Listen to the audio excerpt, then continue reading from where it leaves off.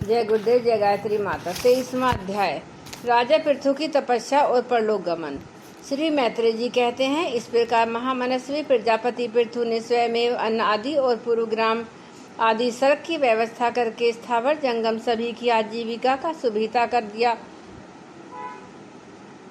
तथा साधु जनोचित धर्मों का भी खूब पालन किया। मेरी अवस्था कुछ ढल गई है और जिसके लिए मैंने इस लोक में जन्म लिया था, उस प्रजा रक्षण रूप ईश्वर राजा का पालन भी हो चुका है। अतः अब मुझे अंतिम पुरुषार्थ मोक्ष के लिए प्रयत्न करना चाहिए। यह सोचकर उन्होंने अपने विरह में रोती हुई अपनी पुत्री रूपा पृथ्वी का भार पुत्रों को सौंप दिया।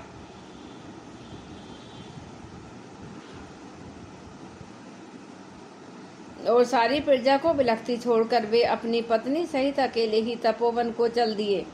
वहां भी वे वानप्रस्थ आश्रम के नियमानुसार उसी प्रकार कठोर तपस्या में लग गए जैसे पहले गृहस्थ आश्रम में अखंड व्रत पूर्वक पृथ्वी को विजय करने में लगे थे। कुछ दिन तो उन्होंने कंदमूल फल खाकर बिताए, कुछ काल सूखे पत्ते खाकर रहे, फिर कुछ पखवाड़ों तक जल पर ही रहे और इसके बाद केवल वायु से ही निर्वाह करने लगे। वीरवर पृथु मनुवृत्ति से रहते थे। गर्मियों में उन्होंने पंचाग्नियों का सेवन किया। वर्षा ऋतु में खुले मैदान में रहकर अपने शरीर पर जल की धाराएं सही और जाड़े में गले तक जल में खड़े रहे। वे प्रतिदिन मिट्टी की वेदी पर ही शयन करते थे। उन्होंने शीतोष्ण आदि सब प्रकार के द्वंद्वों को सहा तथा वाणी और मन का संयम करके ब्रह्मचर्य का पालन करते हुए प्राणों को अपने अधीन किया। इस प्रकार श्री कृष्ण की आराधना करने के लिए उन्होंने उत्तम तप किया। इस क्रम से उनकी तपस्या बहुत पुष्ट हो गई और उसके प्रभाव से कर्म फल नष्ट हो जाने के कारण उनका चित्त सर्वथा शुद्ध हो गया। प्राणायामों के द्वारा मन और इंद्रियों के निरुद्ध हो जाने से उनका वासना जनित बंधन भी कट गया। तब भगवान संतगवान ने उन्हें जिस परम मोहोत्कृष्ट अध्यात्म योग की शिक्षा दी थी, उसी के अनुसार राजा पृथु पुरुषोत्तम श्री हरि की आराधना करने लगे। इस तरह भगवत परायण होकर श्रद्धा पूर्वक सदाचार का पालन करते हुए निरंतर साधना करने से परब्रह्म परमात्मा में उनकी अनन्य भक्ति हो गई। इस प्रकार भगवद उपासना से अंतःकरण शुद्ध सात्विक हो जाने पर निरंतर भगवंत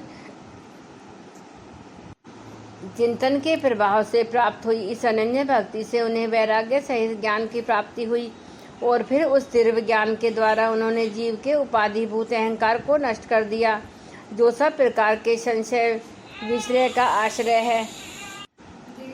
इस प्रकार भगवद अंतःकरण शुद्ध सात्विक हो जाने पर निरंतर भगवान चिंतन के प्रभाव से प्राप्त हुई इस अनन्य भक्ति से उन्हें वैराग्य, इसके पश्चात देहात्म बुद्धि की निर्वृत्ति और परमात्म स्वरूप श्री कृष्ण की अनुभूति होने पर अन्य सब प्रकार की सिद्धि आदि से भी उदासीन होने जाने के कारण उन्होंने उस तत्व ज्ञान के लिए भी प्रयत्न करना छोड़ दिया, जिसकी सहायता से पहले अपने जीव कोश का नाश किया था। क्योंकि जब तक साधकों का मार्ग योग मार्ग के द्वारा श्री कृष्ण कथामृत से अनुराग नहीं होता, तब तक केवल योग साधना से उसका मोहजनित प्रश्न दूर नहीं होता, भ्रम नहीं मिटता। फिर जब अंतकाल उपस्थित हुआ तो वीरवर पृथु ने अपने चित्त को दृढ़ता पूर्वक परमात्मा में स्थिर कर ब्रह्म भाव में स्थित हो अपना शरीर त्याग दिया।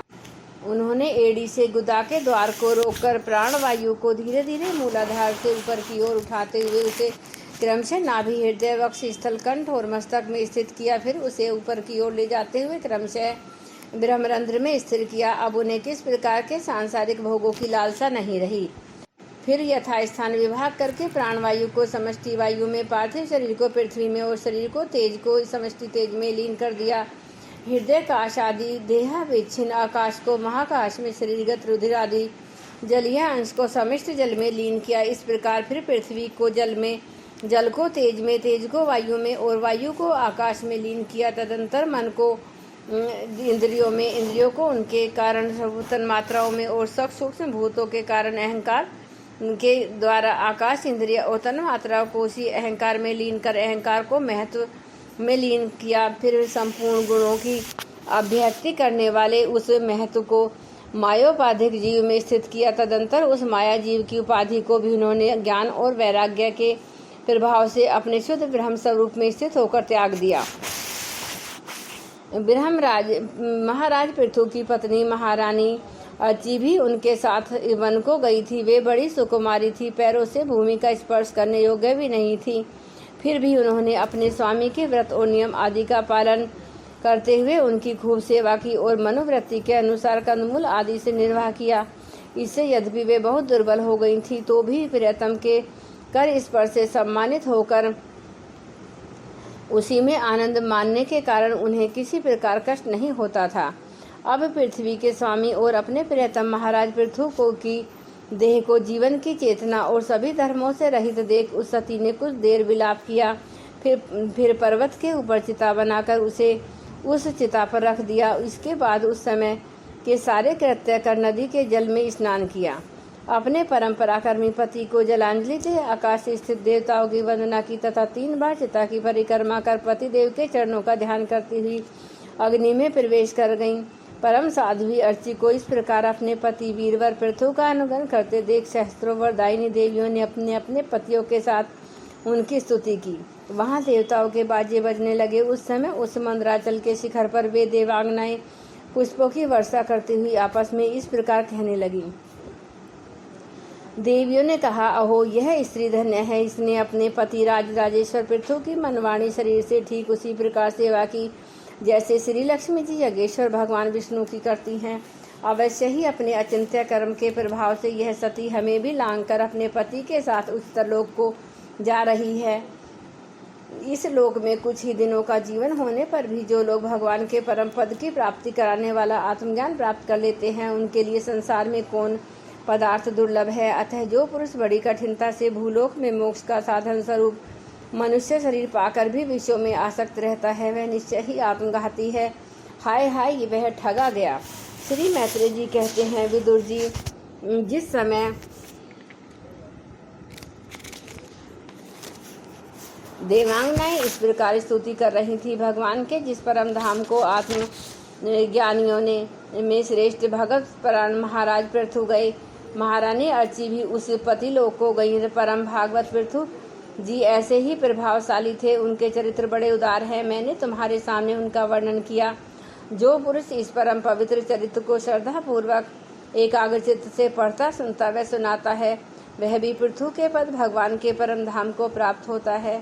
इसका सकाम भाव से पाठ करने से ब्राह्मण ब्रह्म तेज प्राप्त करता है, क्षत्रिय पृथ्वीपति हो जाता है, वैश्य व्यापारियों में प्रधान हो जाता है और शूद्र में साधुता आ जाती है। स्त्री हो अथवा पुरुष जो कोई इसे आदर पूर्वक 3 बार सुनता है वह संतानहीन हो तो पुत्रवान, धनहीन हो तो महाधनी, कीर्तिहीन हो तो यशस्वी और मूर्ख हो तो पंडित हो जाता है।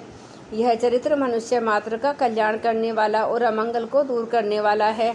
यह धन यश और आयु की वृद्धि करने वाला, स्वर्ग की प्राप्ति कराने वाला और कलयुग के दोषों का नाश करने वाला है। यह धर्म आदि चतुर्वर्ग की प्राप्ति में बड़ा सहायक है। इसलिए जो लोग धर्म अर्थ कान और मोक्ष को भली भांति सिद्ध करना चाहते हों उन्हें इसका श्रद्धापूर्वक श्रवण करना चाहिए। जो राजा विजय के लिए प्रस्थान करते समय इसे सुनकर जाता है उसके आगे आकर राजा लोग उसी प्रकार भेंटें रखते हैं जैसे पृथु के सामने रखते थे। मनुष्य को चाहिए कि अन्य सब प्रकार की आसक्ति छोड़कर भगवान में विशुद्ध निष्काम भक्ति भाव रखते हुए महाराज पृथु के इस निर्मल चरित्र को सुनावें और पढ़ें। विदुर जी मैंने भगवान के महात्म्य को प्रकट करने वाला यह पवित्र चरित्र में सुना दिया। इसमें प्रेम कराने वाला पुरुष महाराज पृथु किसी गति पाता है। जो पुरुष इस पृथु चरित्र का प्रतिदिन आदरपूर्वक निष्काम भाव से श्रवण और कीर्तन करता है उसका मन जिनके चरण संसार सागर को पार करने के लिए नौका के समान है उन श्री हरि सुदृढ़ अनुराग हो जाता है। जय गुरुदेव, जय गायत्री माता।